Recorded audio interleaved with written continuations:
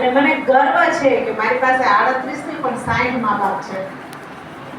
માણસને બે વડી ભાષા હોય ને તો એ જાણીને કેમ રહેવું, પણ મને ખૂબ ગર્વ છે મારા ઉપર કે મારે 60 મા બાપ છે અને 60 ના જે 600 થશે ને તો હું મા બાપને સાચવી લઈશ. એ મારી પ્રેરણા છે. કુદરત જો તેથી મને દેશે તેથી મારું સપનું છે કે હું મારું વૃદ્ધાશ્રમ બનાવીશ અને મારા બધાય વડીલોને મારી સાથે રાખીશ. એટલે બાપાને ને જે કોઈને માનતો હોય એટલી પ્રે કરજો કે બસ એક જમીન સારી રીતે આપી દઈએ ને વૃદ્ધાશ્રમ બની જાય તો આપણે બધાય વડીલોને સાથે રાખીએ, એવો મારો ધ્યેય છે. આજે મારા વૃદ્ધાશ્રમમાં અમે હરેક ફંક્શન ઉજવીએ છીએ, એ હરેક તહેવાર અમે બધા સાથે જ ઉજવીએ છીએ. તહેવાર હોય કે ગમે હોય, મારી અડધી કલાકની હાજરી પણ હું અહીંયા આપું છું. કેમ કે તમે આપણે તો બહાર એન્જોય કરી આવશો, આ લોકો ક્યાં જશે?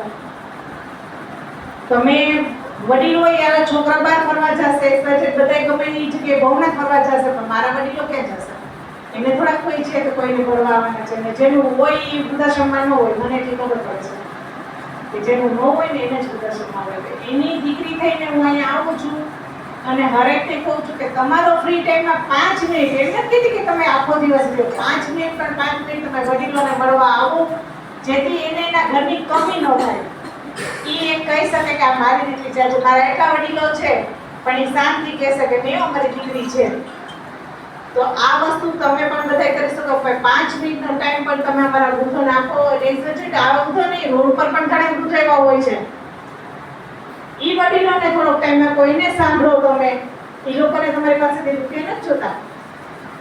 તમારે માટે ખાલી 5 મિનિટનો તમે સમય આપશો ને એટલે એના માટે જન્નત પી લેશે કે મારું કોકે સાંભળ્યું. સાંભળવા માટે જ કરો. તમારા રૂપિયા કે તમારી કોઈ મિલકત એને કોઈ વસ્તુ નથી જોતી. વડીલો નાનપણમાં તમને જે પ્રેમ આપ્યો છે ને એ અત્યારે તમારા વડીલો ન હોય તો આ બધા વડીલો આપણા જ છે. થોડોક સમય તમારા વડીલો માટે આપો. ખૂબ ખૂબ ધન્યવાદ. આજે જે મારા માટે સન્માન કર્યું છે, મને એવી કલ્પના પણ નહોતી કે મારી એવી બારીક બારીક વસ્તુ પણ મારી નોટ થાય છે. મેં આજ સુધી ક્યારેય પણ એવું નહોતું વિચાર્યું કે હું કોઈને આ વસ્તુ બતાવું કે મેં મારા સોશિયલ મીડિયામાં મેં એના વિડીયો વાયરલ કર્યા હોય, એવું પણ નથી. પણ આ નાની નાની વસ્તુ આ ધ્યાનમાં લઈને જ મારું સન્માન કર્યું. હું એ બધાનો ખૂબ ખૂબ આભાર માનું છું. દિલથી આભાર માનું છું.